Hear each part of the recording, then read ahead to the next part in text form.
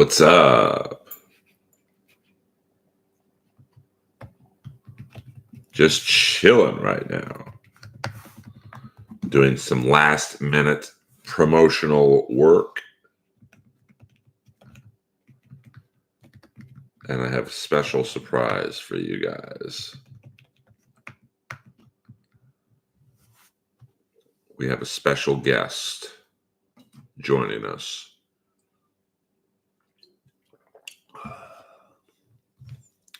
And that special guest is Lois. She don't really like being on camera this early in the morning. Yes. This is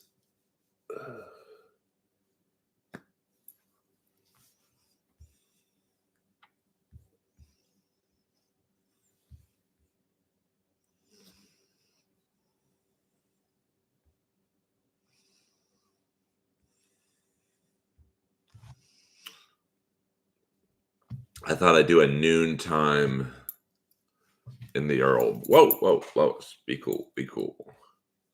She just woke up. What's up?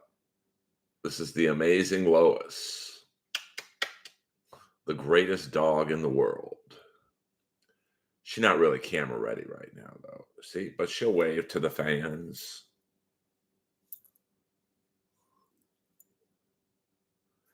This dog has lasted through, I think, 4 or 5 girlfriends, 4 other dogs. Lois is a soldier. She's been on the main stage of the Comedy Store.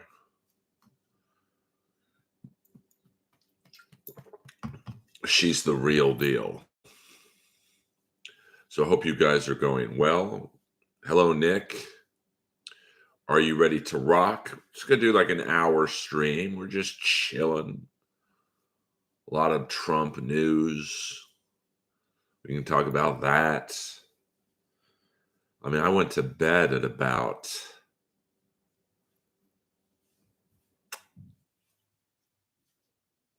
I don't know, 6 in the morning. I couldn't sleep. And Trump was already in court. Man, the pressure that guy must be under. It's no joke. He's got like 2 trials coming up, a presidential election. I mean, I get overwhelmed when I have to do a stream. But I'm also not a rapist. So there's that. But I love you all.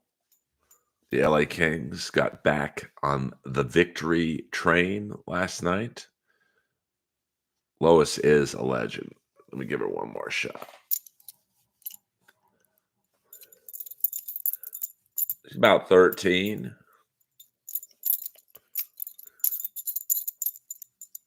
You know, she had a little snaggle tooth right there. Right there. This dog has gotten me through some stuff. Yes, give me a kiss. Yes. She don't like no Dabbleverse talk, so if you have any Dabbleverse questions for Lois, the financial tip is $50 and up. If you have a question for Lois. Yeah, she's chilling right now. She's a little tired right now. But this dog can walk. I'll take her after the stream is over for about a 2-hour walk. And then we get to the comedy business. So that's all. All right, I'm going to put Lois down. She ain't feeling it right now.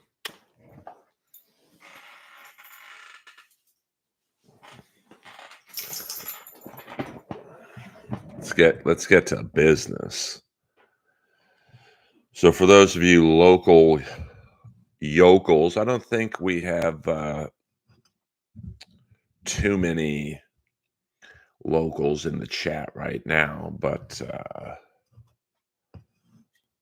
have 2 shows tomorrow night. The Fanatic Salon in Culver City, a theater gig. and then I'll be closing out the Comedy Store late night, 12:15. So if you were around, let me know. And if you're not, who knows? Maybe I'll sneakily live stream the set. Now, if I do that, here's the crazy thing. Let's just make it a special live stream. I don't want anyone to retweet it or share it because I get in trouble if I tape at the Comedy Store for longer than like 10 minutes. They don't want like no 45-minute set up there. So, you know, is there penalties? For what? I don't understand. Yes, there is penalties if you want to ask Lois a Dabbleverse question. That's why the price is $50 to ask Lois anything, and I answer for her. Well, they made me take my last 45-minute set down because they said this is comedy in a nutshell. They said it looked too much like a special. And I'm like, what's the problem with that? That shows you how good it is. And they did not share in that assessment. Yes, it's my favorite place in the U.S. to play. Have not played the Mothership yet. I have a open invite to come down. But truth be told, I don't like a lot of people there. I didn't like them in L.A. So why the hell would I get on a plane 3 hours later and go, hey, guys? Well, are you ready to rock? That's not how comedy works, unfortunately. Because they basically are like, you can put up like a 5-minute chunk, but you can't put up, I think it was close to an hour. And it looked really good. Like, I was very proud of it. And it's just taped to the side, and it was one camera. There's no special effects. There's no credits. I didn't try and fool anyone. I actually said in the description of the YouTube, when I was able to put it up, this is not a special. But what can I do? Well, I think Are You Ready to Rock? See, now I'm saying your name because I can say it. The Comedy Store's thinking is, hey, it's our mic, it's our sound system, it's our stage. You're just the monkey on it, so you're low man on the totem pole.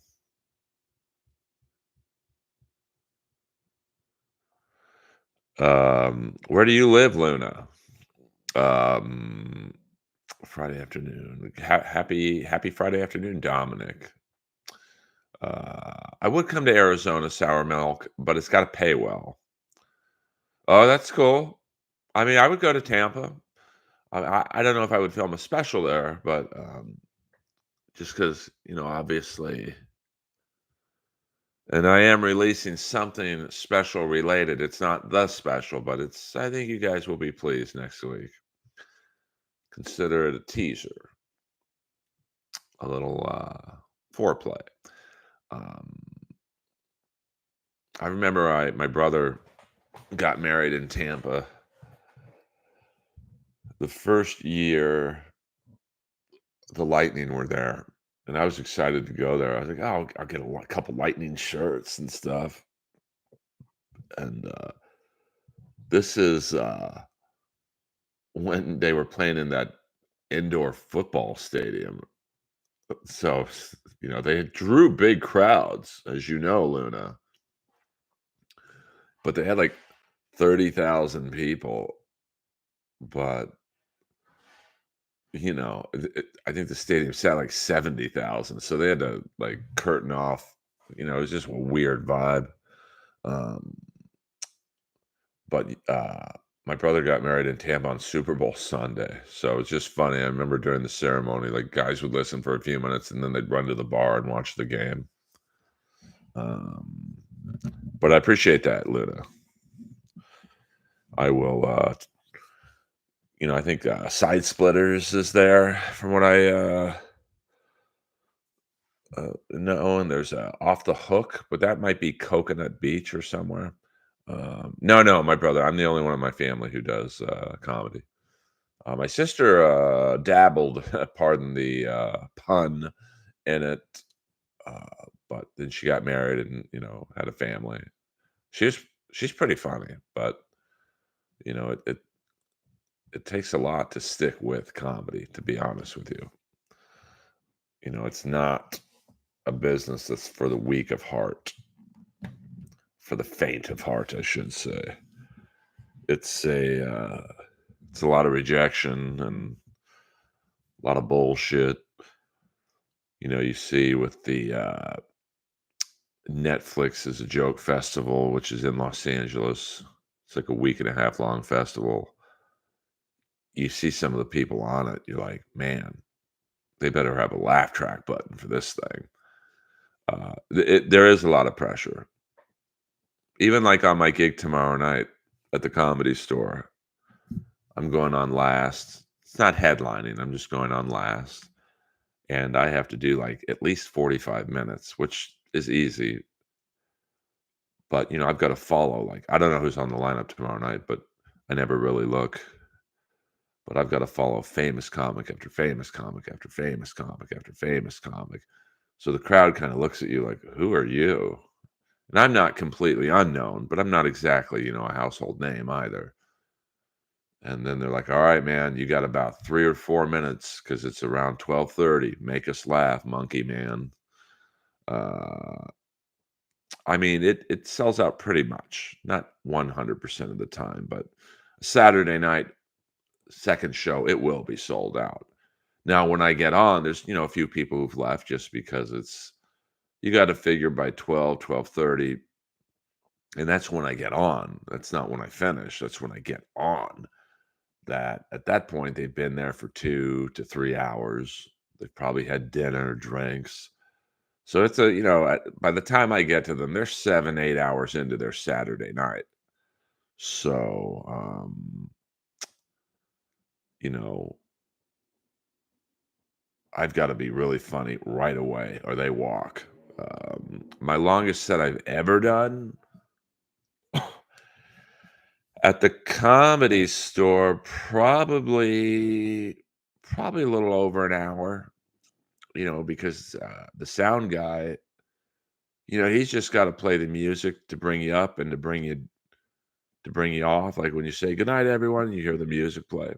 Um, and, going on last on a Saturday night, it's a tricky, spot to have because everyone else is doing 15 minutes. Of course, everyone runs the lights, so they end up doing about 20 minutes, which doesn't sound like a lot, but when you're the last act, it's torture because if there's 7 comics ahead of you and they're each doing an extra 5 minutes that they shouldn't be doing, that means I go on a half hour to as much as an hour later than I should.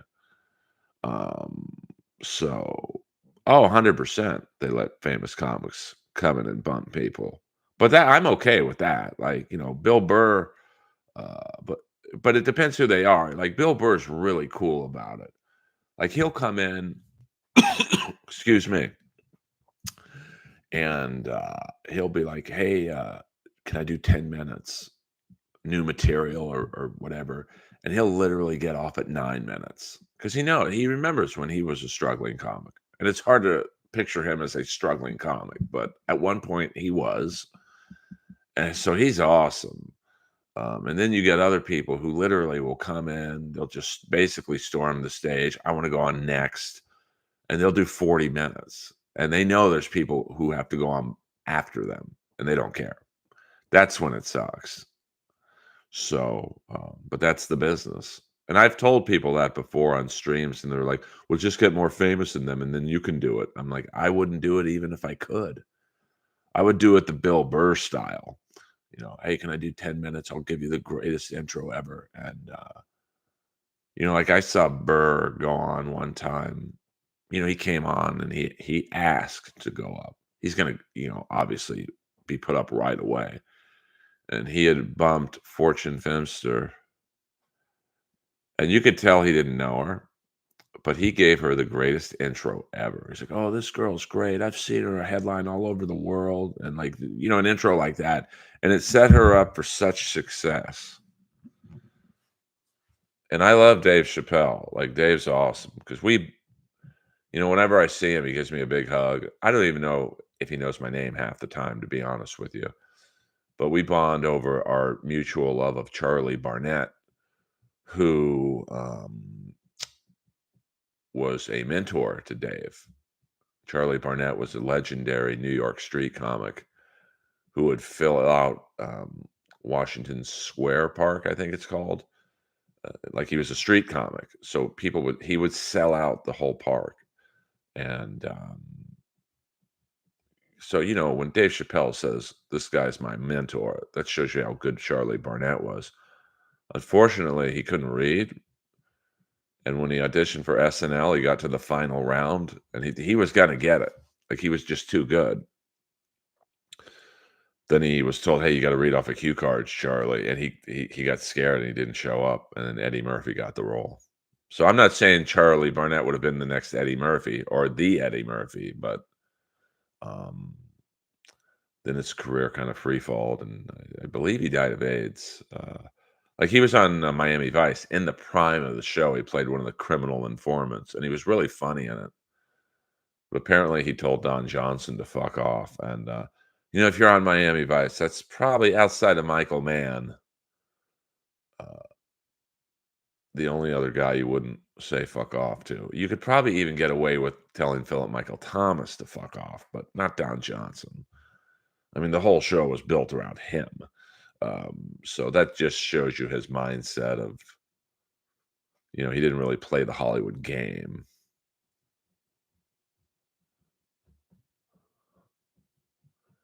Well, I mean, someone famous is, I mean, it's probably every night. I mean, one night it could be Chappelle, and the next night it could be Burr, the next night it could be, I've seen Chevy Chase go up. I've seen Jimmy Carr's popped in.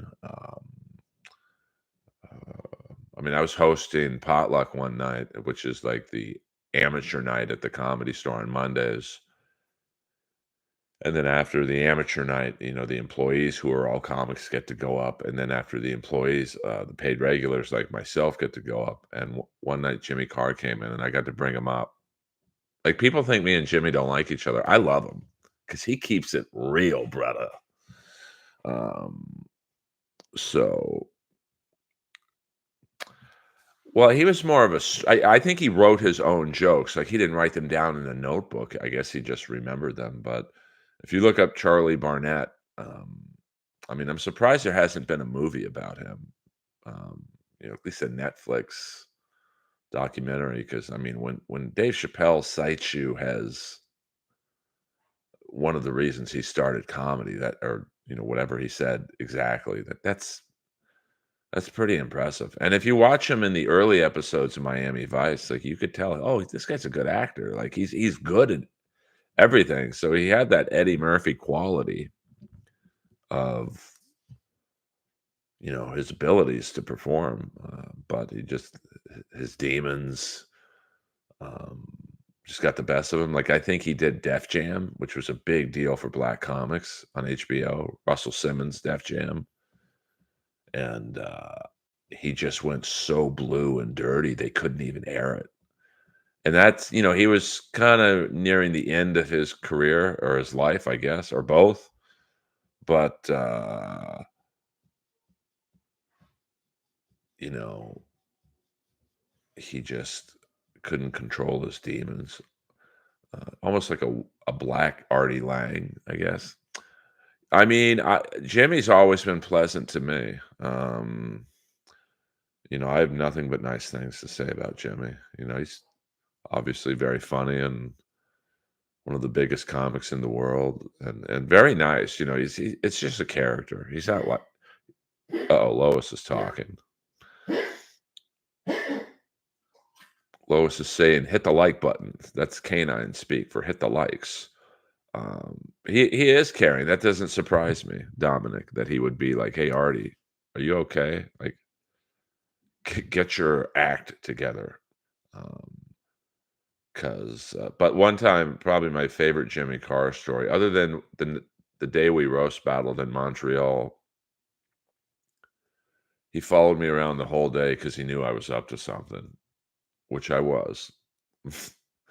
But one time I'm on stage in the belly room, which, if you've ever been to the Comedy Store, it's the smallest of the 3 performing rooms. It's upstairs where Roast Battle is. And I was on a stand-up show, and I'm doing my thing, and, I have a great sense of energy in the room. Like, I can really read it well. 25 years into comedy,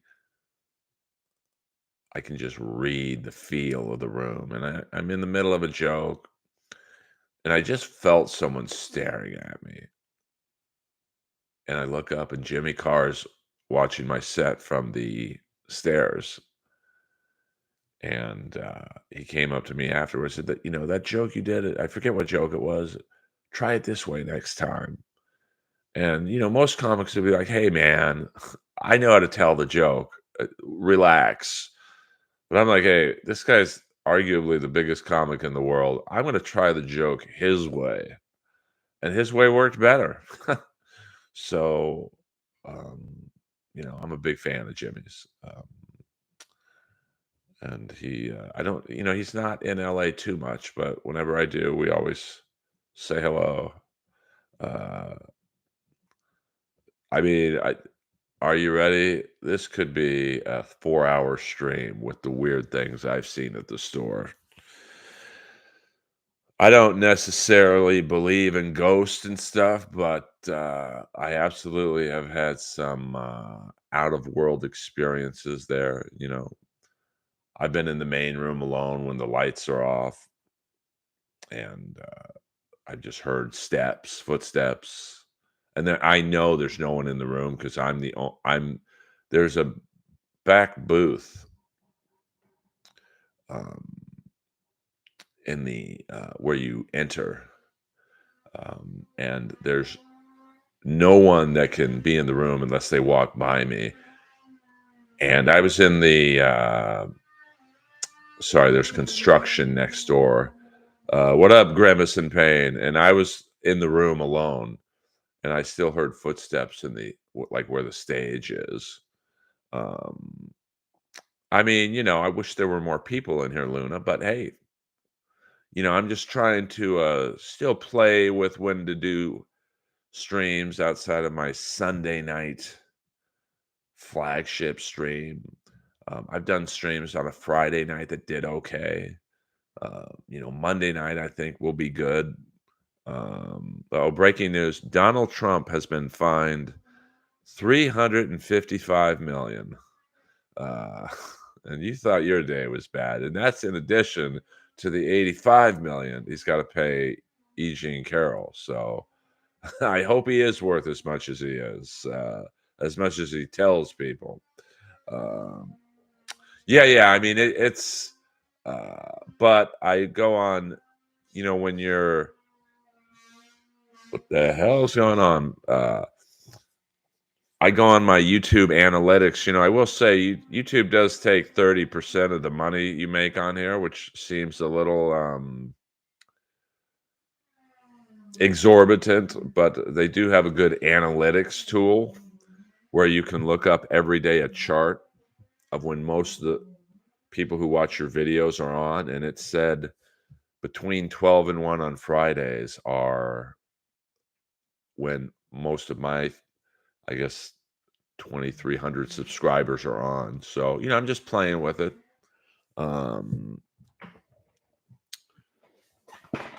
I think the most I've ever had in a stream was like 70 people on a Sunday night. So We're still, I've only been monetized for a month, so we're still trying to manipulate the audience into going, "Hey, I'll be on Fridays at noon, blah blah blah." Uh, wow, that's tough. I love Jasmine St. Clair, and I'm friends with her, so a prime Francine or Jasmine St. Clair, that's tough, man. I always did have a little crush on both of them. I mean, I'll say Francine, but like Jasmine is still pretty. So would you rather lose a toe or a finger? I mean, I guess what I do stand-up comedy is, I mean, I guess I do more. Well, I mean, I walk a lot. I guess I do more with my hands, so I guess a toe. Do you only do YouTube or are you on the Tickies too? I am on TikTok. Um,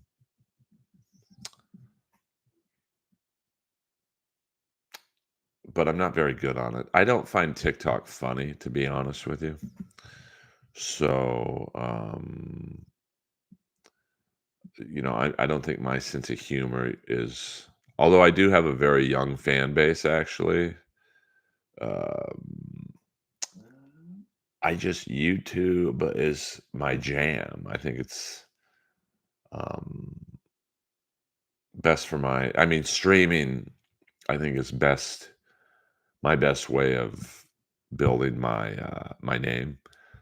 I've tried TikTok, and it just, I don't know, I haven't grasped the uh,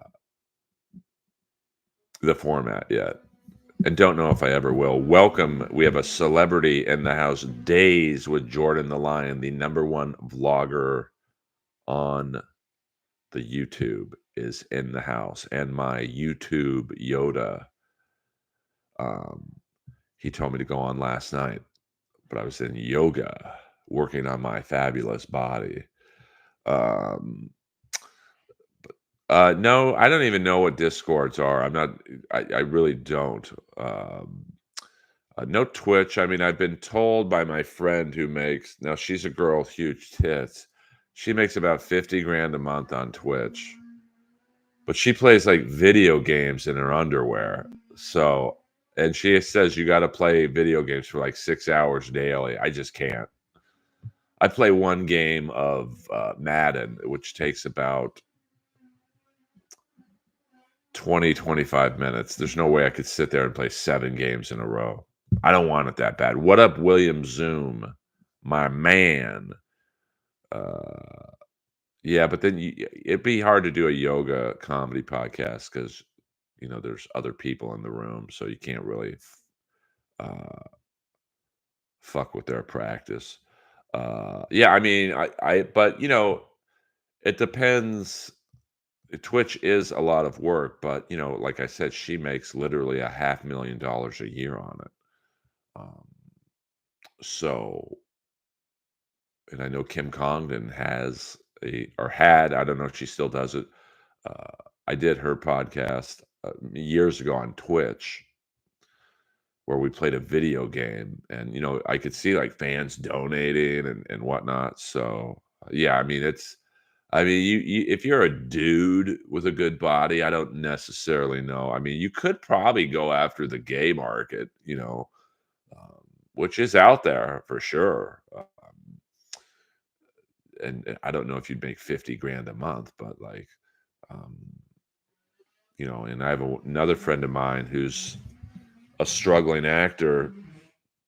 Uh, he does, like, was it Call of Duty or World of Warcraft or something?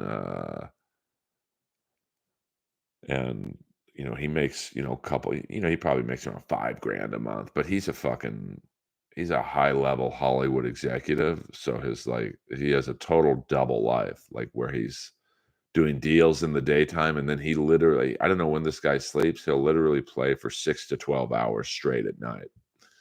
um I couldn't do that.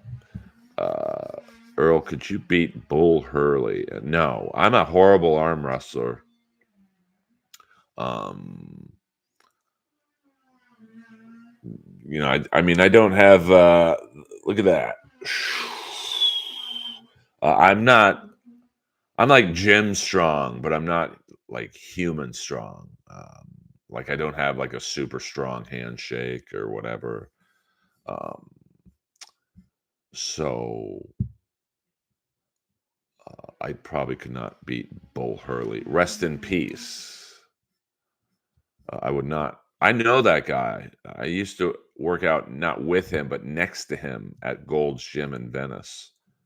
And one of the other guys in Over the Top, he actually was famous because he lived in the parking lot in his van.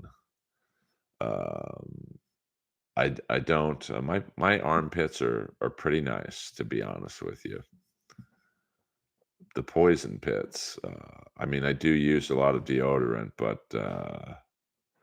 gym stream, more plates, more dates. Yeah, I mean, Johnny, that would be a fun stream. I think I did a stream once on the elliptical, but um, you know, I, I'd have to do it late night at the gym. I love going to the gym late night, uh, but because you have to talk on the stream. Um, but I can't imagine it's that fun for people to watch me work out. Um, I mean, I do take a lot of vitamins. I take a very strong one a day that does have magnesium. So, a fight to the death. I would say a baseball bat because an axe is probably too heavy. I don't know what that is, Luna. Over the Top, a great movie, a great guilty pleasure movie with some great characters. Got Bull Hurley, the black dude who was the arm wrestler. He was a good bad guy. Oh, I see what you're saying, Luna. Um, Scott Norton, a late member of the NWO. He was a world class arm wrestler. Um, who's actually like a world class arm wrestler is the actor Kenny Johnson, currently in SWAT on CBS, I think, and The Shield, and he was also in the Sons of Anarchy. He is a he competed competitively. Um, I think Barry Jelly's the funniest cartoon character of all time. Earth sucks. Thank you, the mayor. I do my best.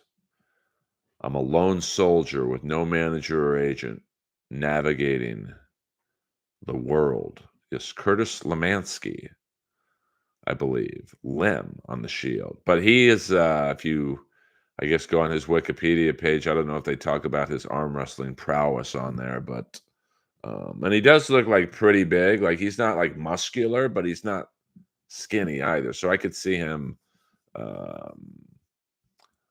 I could see why he's um, a good arm wrestler. And I don't know if it would pay off to have short arms or long arms in arm wrestling. I mean, I do have long arms, but as you can tell, they're pretty skinny. I mean, I can, make a muscle and stuff, but uh, yeah, I can drive. I mean, these are new glasses, so um, but I can't read the chat without my glasses, to be honest with you. Um, but I could drive. I mean, I'm not blind. I just like when I took off my glasses just now, like I can read every question or whatever. But everything just got blurry when I took off my glasses. I used to love those strongman contests. And saw a really good documentary the other day on YouTube. Not the other day, maybe about a month ago, about actor, strongman slash part-time pro wrestler Tom McGee. Check it out if you like wrestling. He was like in one of the most famous dark matches of all time where he beat Bret Hart. Because I used to see him at Gold's Gym when he was training people, and he was a big dude, but I wouldn't think, "Oh, this guy competes in strongman." Um, but he was, if you've seen the Brian Bosworth movie, Stone Cold, he was the guy who fought Stone Cold, shirtless. And I remember when I saw the movie, I'm like, "Oh, that's that guy from Gold's Gym." And but he was a pro wrestler for a while, and his shtick was he was really athletic. Like he was like I would guess 6'3", 6'4", probably 275 pounds, ripped, but he could do backflips and stuff, like um, very mobile. Um, so like kind of like Mike Awesome, if you remember who he was. Uh, well, I've had the Bobby Brown in my apartment. Earth sucks, but I've never jacked off to her. Yeah, so if you look up Tom McGee, it's a really good documentary, and sadly, one night in Mar Vista, which is like a suburb of West Los Angeles, and it's a weird neighborhood because there's gangs there, but there's also like 2, 3, $4 million homes on the next block. Venice is very much like that.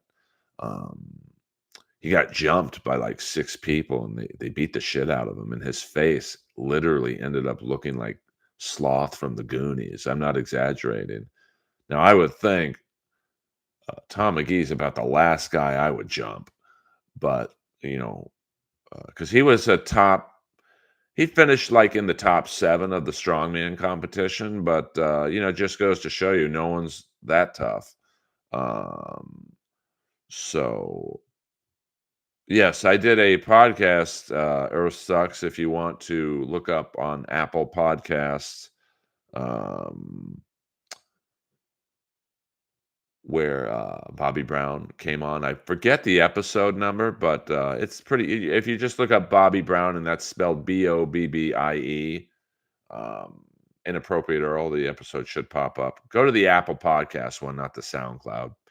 Um, no, I don't think the Frank Dukes story is real. I mean, there's a lot of creative um, storytelling and Bloodsport. Great movie, but if you talk to karate experts and people who were on the scene, um,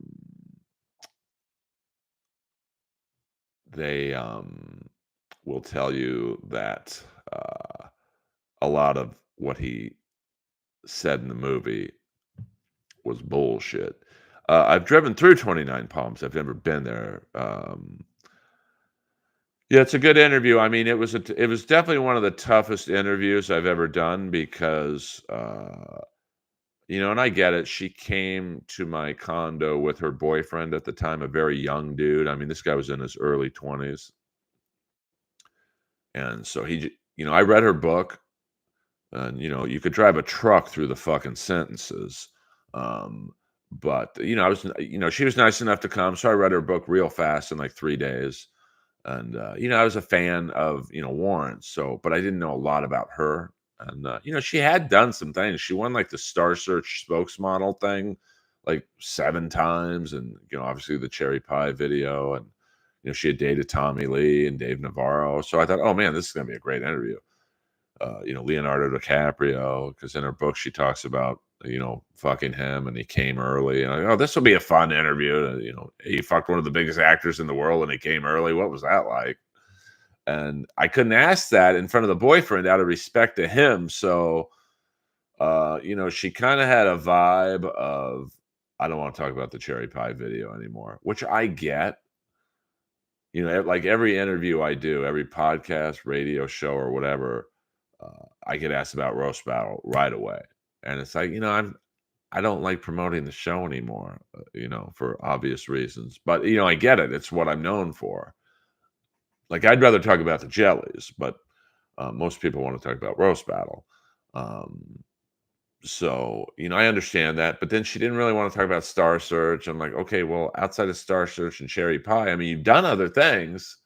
Like I think she was in the video for Hurricane, that one that goes na na na na na na. By the way, I inducted Hurricane into the Rainbow Hall of Fame. Thank you very much.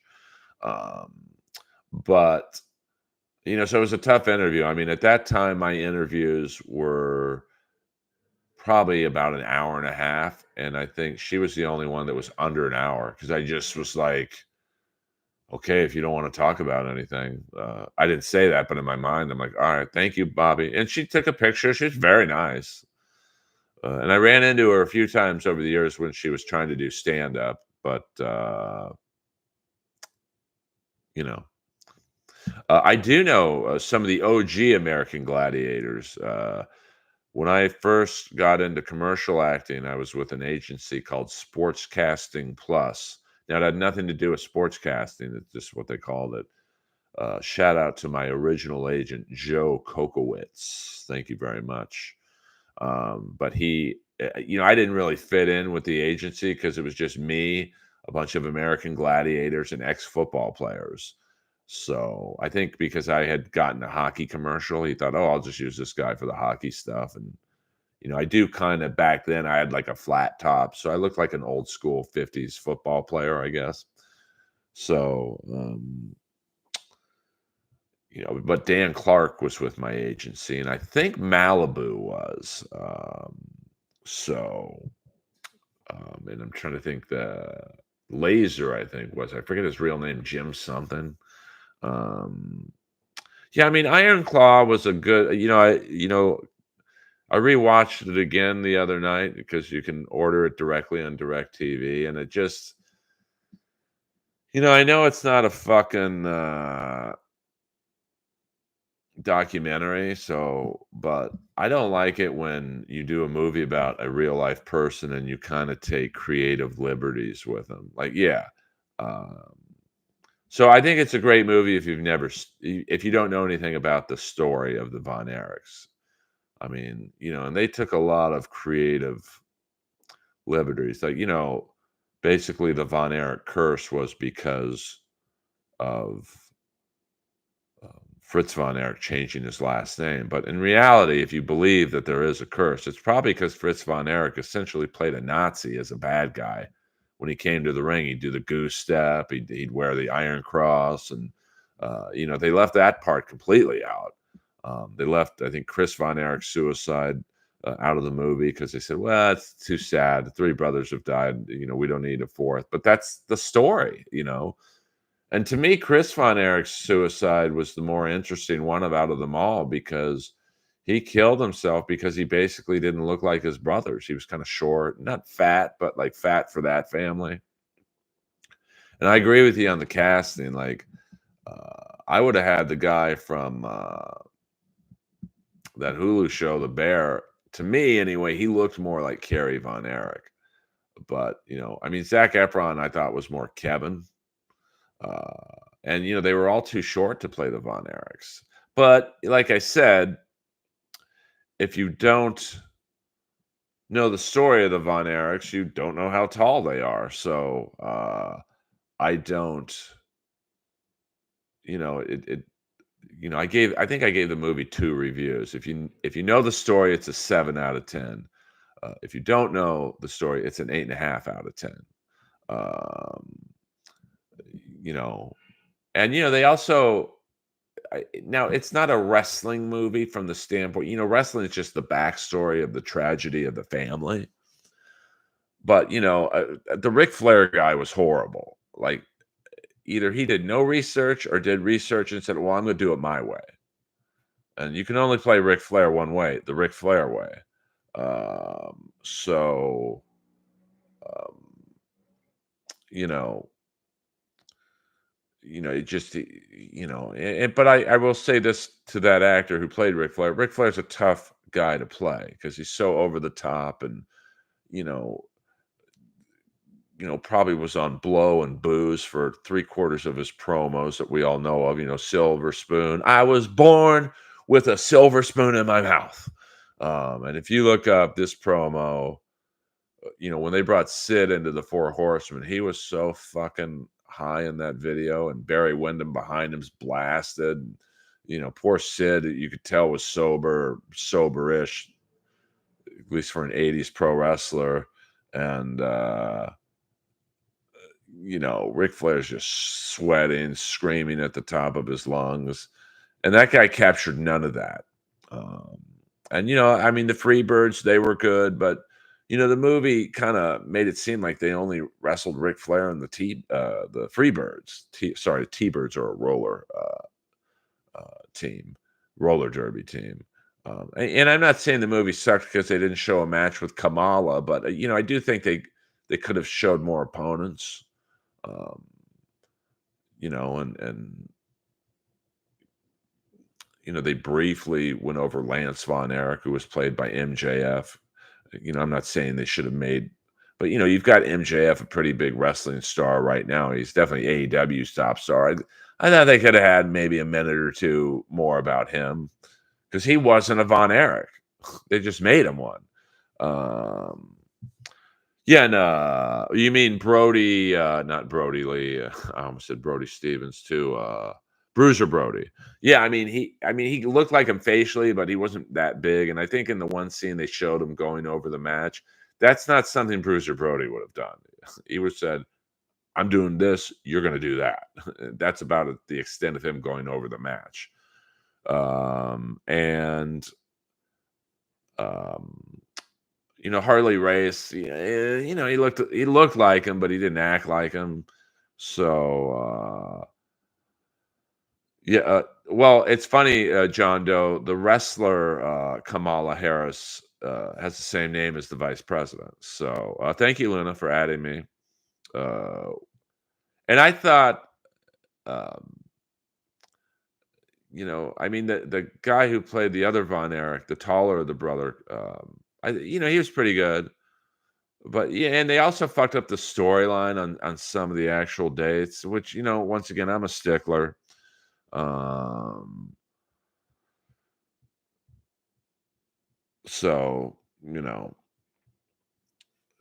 but it's a great movie. I thought Efron should have gotten an Oscar nomination, but wrestling movies are a tough sell. So I was disappointed overall with the movie, but I'm a super wrestling fan, so um, I just thought it could have been done. The director was um, talked about the movie in some interview, and he was like, "Well, we had to cut this because of that," and I get it. You don't want a 4-hour fucking movie, but I just think that, and I don't think they were wild enough.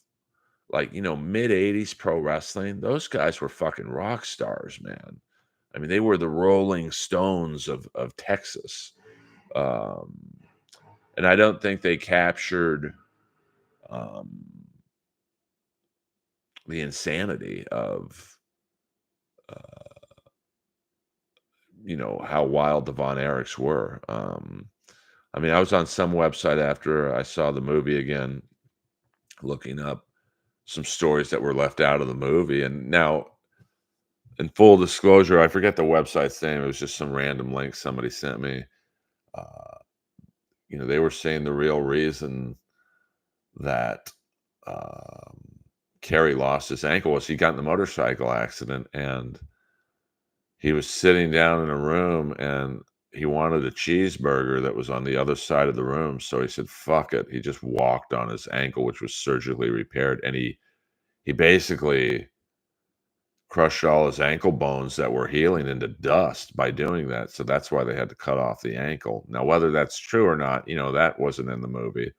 Um, so, I mean, I think an ECW movie would be good, Johnny, but uh, or JJ, Triple J. I'll just call you Triple J. I don't know if your name's actually Johnny, um, but I think it's such a niche segment of the movie going audience that the Von Erich movie probably only did well, to be frank, because they had a pretty big name cast. Um, so I don't think, although wrestling movies do better than you'd think. Um, an ECW. I mean, I think the tale of the movie was this small town company in Philly was going up against a giant WWE and WCW as well at the time. Basically going up against two billionaire companies, and they just said, "Let's just be more violent than them." So I don't know what. Again, movies today are so PC. There's no way you can show what they. I mean, if you hear some of the stories that were going on in ECW about double teams and triple teams with the valets and the wrestlers and people getting pissed on and um, you know like they make Vince McMahon seem like a choir boy. uh, well, I mean, Mayor, I'm not saying the movie wasn't good because Kamala wasn't in it for 2 minutes, but Kerry Von Erich had a great feud with Kamala, so I thought they could have showed that um, a little bit, just to I don't know offer and once again I get that probably the main group of people watching this are not actually wrestling fans, but fans of Zac Efron, so they're not going to give a shit about some feud Kerry had with Kamala. But, as a wrestling fan of world class championship wrestling, I do think it could have been just a couple things added in. Um, yeah, I mean, I think ECW was very smart. They basically said, we're just, we don't have the budget.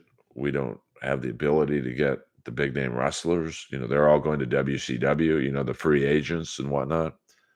So we are going to, the only thing we have over you is our willingness to find guys who will do violent shit. And there is, a small fan base that wants to see blood and the barbed wire. And if you want to, sorry about the construction next door, but if you want to see violent matches, look up Tanaka against Mike Awesome. I mean, they were basically fucking wrestling for real. Like,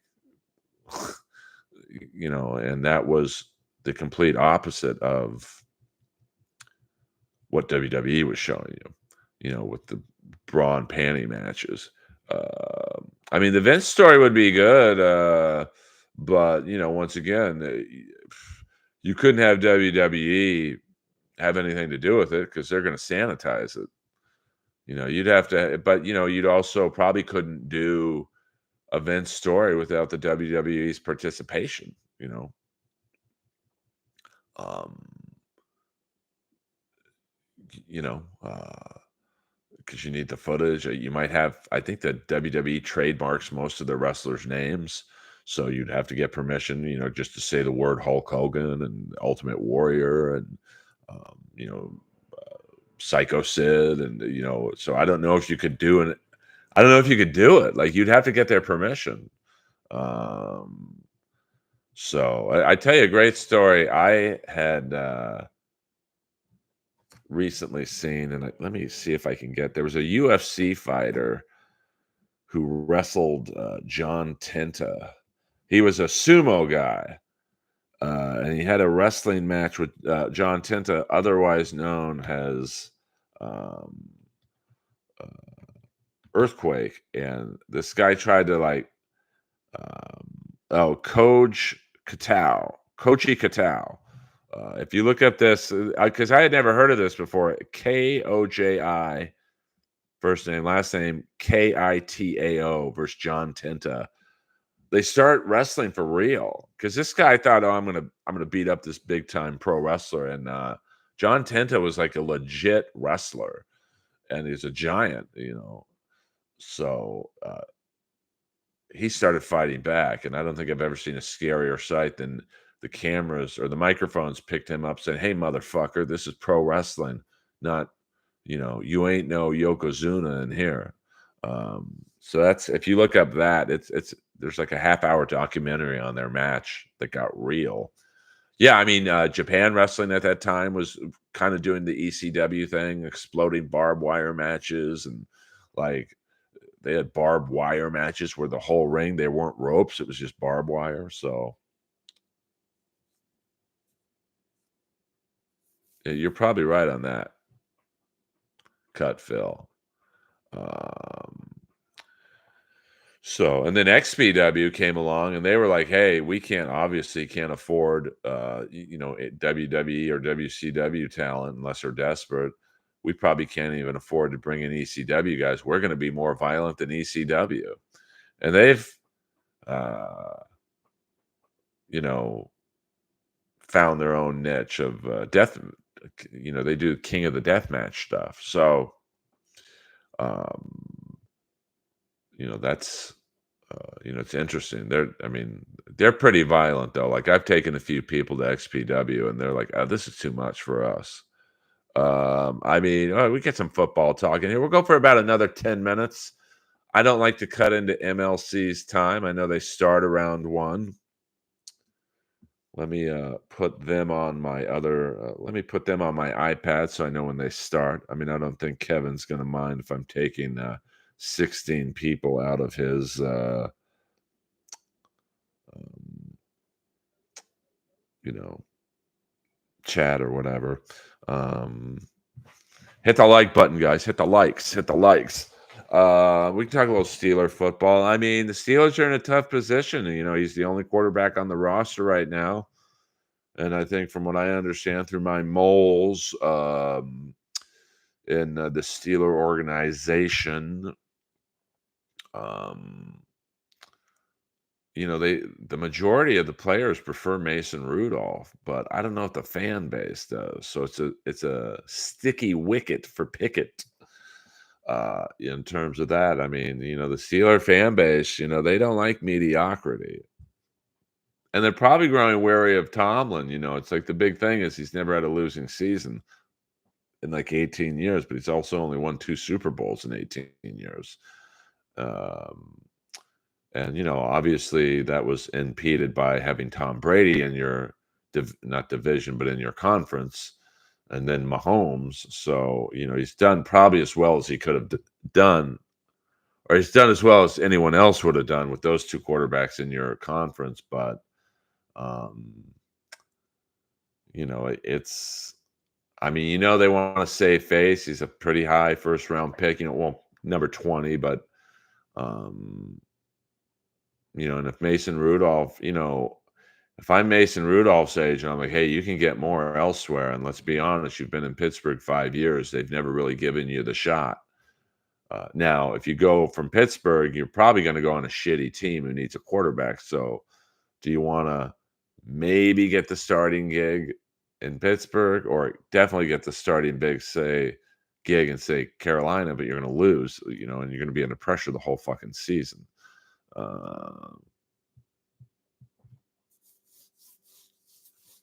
Well, I mean, if you look at the Steelers offense, they've got weapons. They've probably got the second best tight end in the league in Freiermuth.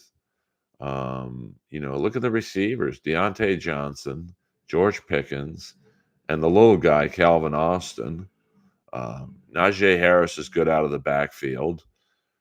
Uh, so it's not like they're short on weapons. The offensive line's good, not great, and you've got a defense that will hold the opponent, under, you know, I don't know, anywhere from 17 to 24 points. So you don't have to score that much. But and Chris Warren is a good change of pace running back. So it is concerning that no offensive coordinator wants the job, and they gave it to the old Atlanta Falcons coach Smith. Um, so that's concerning. Like I thought the offensive coordinator should have been Byron Leftwich. Yeah, Broderick Jones is a beast. I mean, that is definitely a first round pick that's worked out. Um, but it's just, and he's great at my Madden game, dominating. So I had to trade him. I'd be a great GM, always trading guys. Right as they get to their prime, I trade them in Madden. Uh, I think this last draft I had in Madden, I had like 6 number 1 picks. But it'll be interesting. I mean, it's rumored that they might go after Tannehill, who I wouldn't mind. But is he coming in to be a backup if he can't beat out Pickett? I doubt it. And if Pickett sees Tannehill going, "Oh, this is the guy they really want," Pickett strikes me as the type of guy who's going to pout if he doesn't get what he wants. You know, there was that one game that he wouldn't back up Rudolph. I think it was one of the 3 games they won at the end of the year. Now you don't know if that's rumor or whatnot, but it's going to be interesting. This is a big off season for the Steelers. Like they've got to get their quarterback situation uh, in line because you've got not a limited window of opportunity, but you know Johnson is kind of a hothead, I think. So I don't think he minds sharing with Pickens, but he's going to start acting out. You could tell. Maybe not on Antonio Brown levels, but he's going to start misbehaving, I think. And then so you've got to deal with that. You've got Pickens, who I think will pout. You got Johnson potentially will start to pout. So it's a powder keg, that locker room. The defense, I think they're fine. I mean, I think Minka Fitzpatrick's one of the best safeties in the league. TJ Watt's obviously the best at his position. Okajobi anchors a good defensive line. I mean, they're not great, but they're good. Highsmith is good. So, I mean, I think their time to win is now, next couple years. And I don't know if Pickett is the guy to lead them. I don't even necessarily know if Tannehill is, but and Smith is a little underwhelming as a choice. Anything's going to be better than uh, Canada, but we'll see. I mean, it's going to be a very because if they don't get Tannehill, there's really not a lot of great choices. I mean, they could make a trade for Justin Fields, maybe, but you know, I don't know.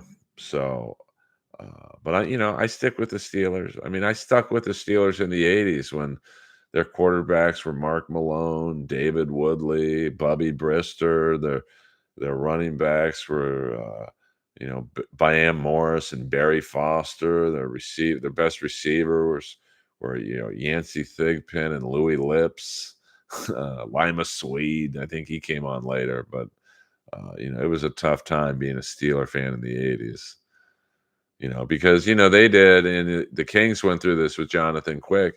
The Steelers could have drafted Dan Marino. It all added up. Hometown Pittsburgh boy. Literally played on the same field the Steelers played on, or play on.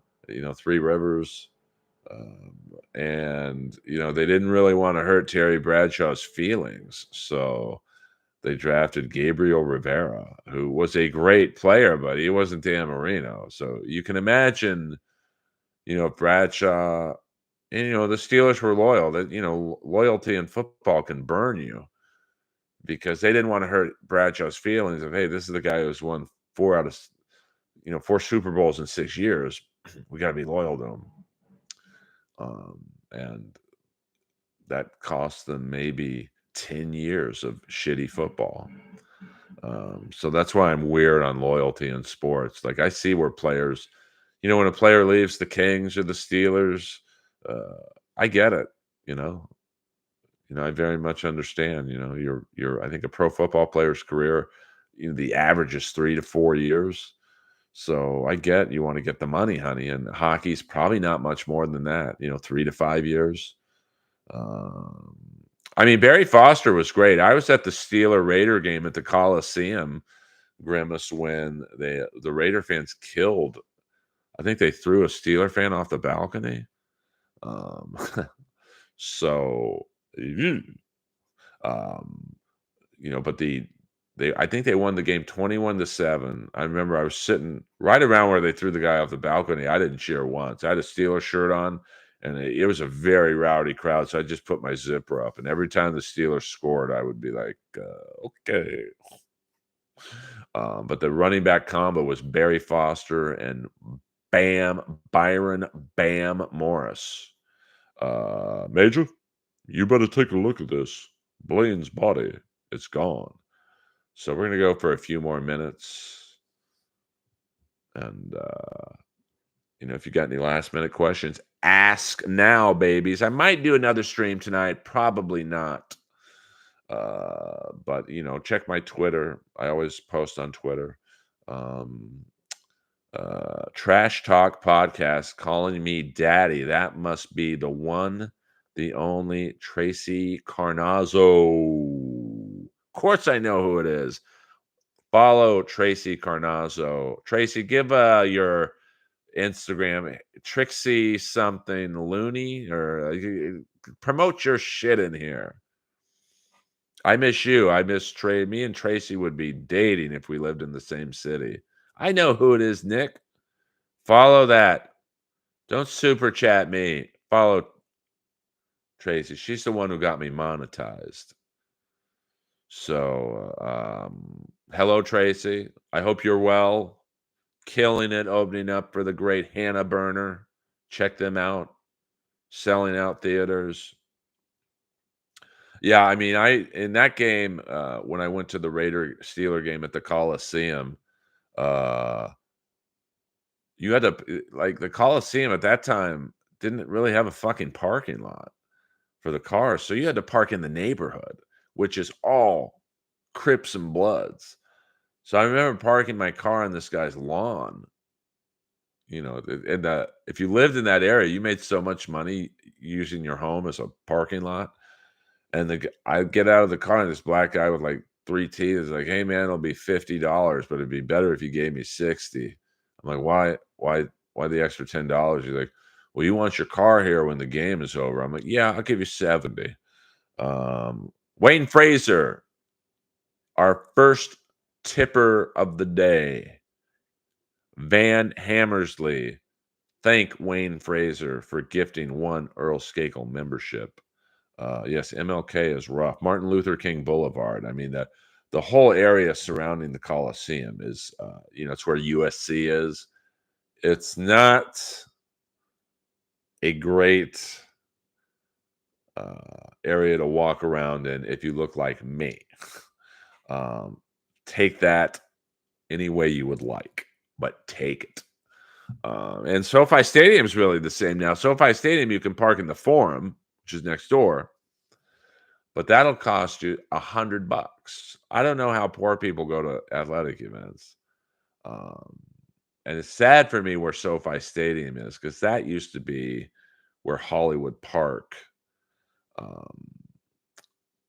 was, and that's where my dad and my mom would take me to go see horse racing. Yes, sour milk, like Clint Eastwood said in one of the Dirty Harry movies.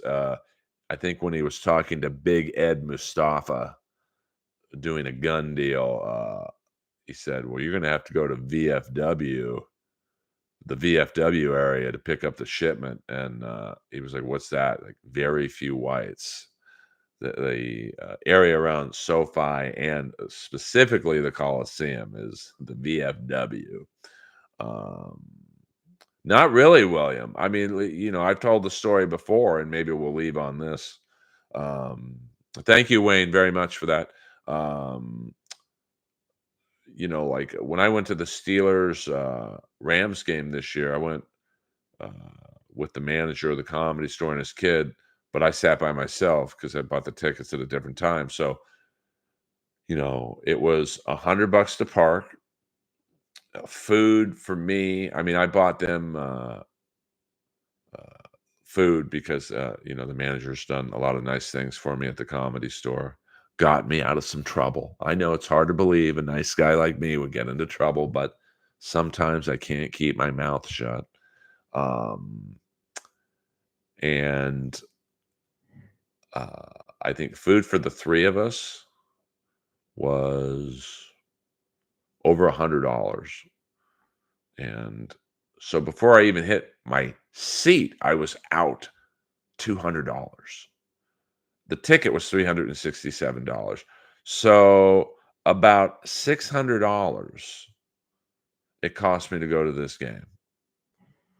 I mean, who could afford that? So if you got a family of 2, 3, 4, how the fuck can you go to a Rams game at SoFi or a Chargers game or a concert? I mean, or AEW wrestling. When I went to AEW wrestling, now I got a free ticket because of my friend on the roster, but it was still $100 to park. And Inglewood, which is where SoFi Stadium is, that ain't exactly Beverly Hills. So oh yeah, I mean, I think the going price for Super Bowl tickets was like 5 grand. Um, so how can and now how can a poor person go to that game? Like you got to make 6 figures these days to do anything. So, but it bumps me out, because I remember going to King games when you could buy a student ticket for $5, and there were so few people at the games, you could literally move down and sit on the glass or close to it.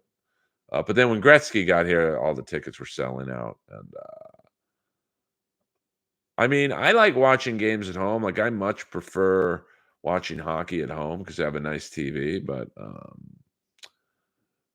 I mean, it hasn't been this bad. I don't think it's been this bad for 25 years, Dark Star. Um, I mean, I remember even in the Gretzky era, the tickets were pretty affordable. They were sold out, so on the secondary market, you had to really fucking go for it. But now with these new super stadiums, someone's got to pay for them. So it's just pretty fucking wild. Uh, like even King tickets aren't exactly cheap. Now I'm lucky because I know a lot of the guys on the team, so I get the freebies. Sorry, I got something in my eye. Well, the Kings were looking good. They were started the season. We'll end with some hockey talk.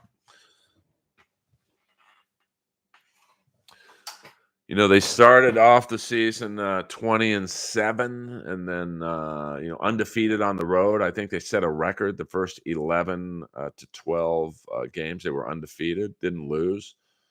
And now I think they've won 4 games out of or 5 in the last 20. So they're struggling to make the playoffs now. And they're just trying to figure out how to effectively use their new center, Pierre-Luc Dubois, who is 25 years old and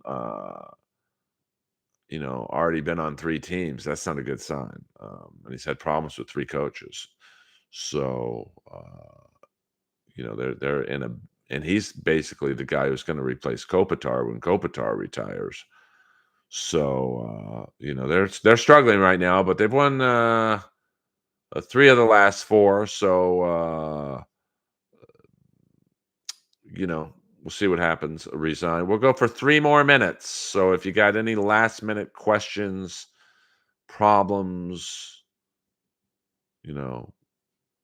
get them in now. I'd like to thank my tipper for the day, the great Canadian legend Wayne Fraser, and resign Bradshaw or be prosecuted. What movie is that from? Um, I'll go an extra 5 minutes if someone tells me what movie that's from. Resign or be prosecuted. Well, you got to pay for the movie quotes. I'm not a monkey. Um, who makes Kelsey look stable? Bradshaw or Rocky Blyer? Uh, thank you, Dark Star. Oh shit, William Zoom with I guess I have to go. We'll go to an hour and 20 minutes, which is oh yes. I'm sorry, Wayne. Well, the thing with Dubois is, and I know most of this chat is not really hockey fans, but Pierre-Luc Dubois is he's like the girlfriend that constantly cheats on you. And every team has been like, we're going to be the team to change him. And that's what the Kings are right now. They looked at Pierre-Luc Dubois. He had problems in Columbus, but thank you, Johnny. JJ, Triple J. You look at, Pierre-Luc Dubois in Columbus. He got a lot of shit, but he got a pass because, well, it's Tortorella. He's not exactly known as a player's coach, especially with younger players. And then he goes to Winnipeg, and he has problems with bonus right away. And well, it's bonus. He's not exactly known as a player's coach. But Todd McClellan, who was the coach the Kings just fired, you know, he's not going to win any stand-up comedy awards, but for the most part, I think players like playing for him. So, he's now on his fourth coach and on three teams. And McClellan was basically fired because he couldn't get Dubois going. Yeah, but you know what I'm saying? And so, Grimace, you're right. I think the Kings looked at Dubois. They looked at all the problems he's had elsewhere and thought, we're going to be the guy who she's not going to cheat on. And, but last night he made the play of the game. He won the game for them. I mean, Byfield scored the goal on a nice shot from Clark. But if not for Dubois winning a board battle, the puck doesn't get to Clark. And, the game last Saturday they played against Edmonton here, Dubois was an animal, man. He just dirty, chippy. It's like, okay, this is the guy we're paying $8.5 million for. But, shout out to William Zoom for getting that. Resign, I'll be prosecuted. So now today I'm supposed to go to a convention tonight, I should say, for the movie Blood In, Blood Out. And one of the actors there is the actor who Schwarzenegger shot in Commando in the head. Your daughter's safe, General, but we can't have you waving guns around here, right? Wrong. And I want to pay him just to do that scene on video. So I don't know the actor's name, but he's like one of those Mexican actors who's in every fucking movie.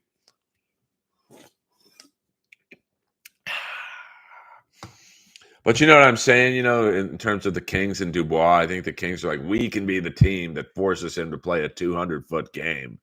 And so far, it's not really worked out.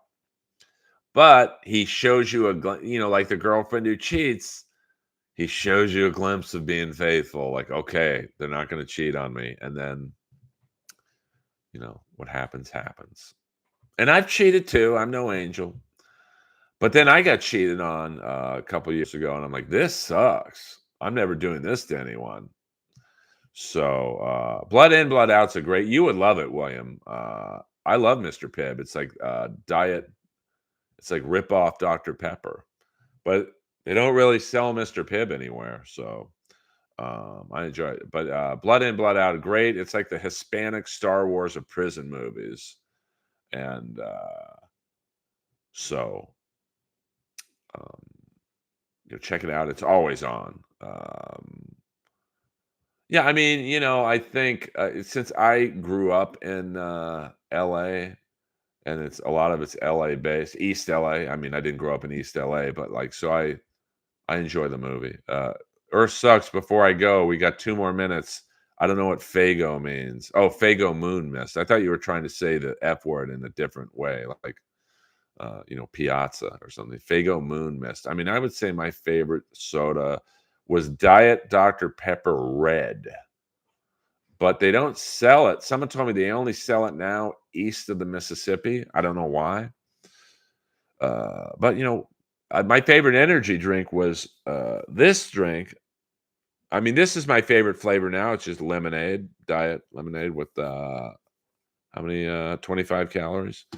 Coke Zero with whiskey. Well, I don't drink, so I can't try that. But they had a fruit punch flavor that was awesome. It tasted like Kool-Aid with caffeine. It was like everything I wanted in a drink, but it's hard to find that anymore. So, all right, we got 1 more minute to fire off some questions. I know, really.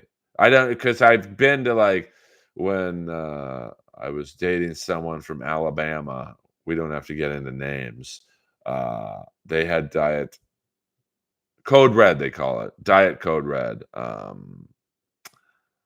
They had it in Alabama. Decatur, specifically at the local yokel liquor stores.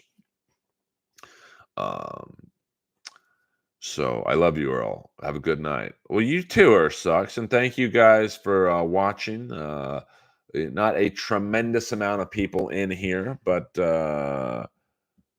My dollar store's closing. Make a move, Wayne. Forget the Maxime Bouchard jersey. I'll take a case of Diet Code Red. Oh, I've seen people freebase in front of me sour milk. Um, it's just I've seen more cocaine than probably Keith Richards. I just haven't done it. Bill Clinton said he didn't inhale. I didn't even touch the shit. And nowadays, if you do cocaine, you're doing basically snorting fentanyl. I'll have some cocaine with my fentanyl, please. Yes, you guys are part of the Earl family. We are a small army of Earlomaniacs. And there are many ways that you can help. I understand, speaking of the poors, that financially, if you can't tip on here, via super chats or gifting memberships, there's other ways you can financially or you can non-financially contribute. You can tweet at networks. Hey, at Joe Rogan, when's Earl coming on the podcast or whatever, stuff like that. Hey, at Netflix, where's Earl's special? Speaking of the special, I will be releasing something special related next week on the YouTube. Yeah, you can follow me everywhere at Earl Skakel. It's very easy. But tweet at midnight. When's Earl going to be on the show? That's free. Now don't oversell it. Tweet at Adam Carolla. When's Earl coming back on the show? Send Earl boxes of ring dings. Now I might take those, Wayne, in full disclosure. So and if you're looking for game-worn hockey jerseys of fighters, I've got several hundred left. Come on down and make the daddy man some cash. Now I have decided on my next, see you later, sour milk, my next neon sign, once I have a wall behind me, will be Earl here and Daddy Man here. My first month of Super Chat money will go to the Daddy Man sign. So this has been the Earl Skakel Earlverse stream, the early bird special today on Friday. The rat font right there. So I might do another stream tonight. Probably not. No, it shouldn't be too bad. I mean, this was the Earl sign from Radical Neon on Melrose, and I know I don't get a discount. I just like to plug a business that, it's free for me to say Radical Neon, and that's Radical with a K. I believe they do ship if you ever want, if you want like a cool neon sign for your man cave. Yes, the rat font. And Stephen Piercy personally approved for me to use the rat font. But there's many ways to help a comic. I'm a soldier of the stand-up world, and you can't delve into the war of comedy without an army. The Earlomaniacs are small but mighty. So I appreciate all the help, the likes, and all the, hitting the like button helps. If you guys go into Discords, that helps. I don't know what that is, to be honest with you. I know it's like subreddits of podcast streams or whatever. Not that this is a podcast, but you know what I'm saying. So I appreciate all the help. I really do. I'm not streaming for money. I'm streaming to build up, my name in the, comedy world. I had a huge manager. This person is big in the acting business, not the comedy business. And that's cool. Suicidal tendencies. I used to play hockey with Rocky George, but they were like, Earl, you got to tour more. You should be more known. And I'm like, well, comedy clubs aren't going to book me just because I'm funny. They're going to book me because I have a following. And so hopefully I'm getting a following by doing this, that's just how it goes. Earl Skakel, over and out. Friday night in the Earlverse. Friday day in the Earlverse, I should say. I'll talk to you. If I don't do a stream tonight, for sure, Sunday night, 6 p.m. Pacific Standard Time.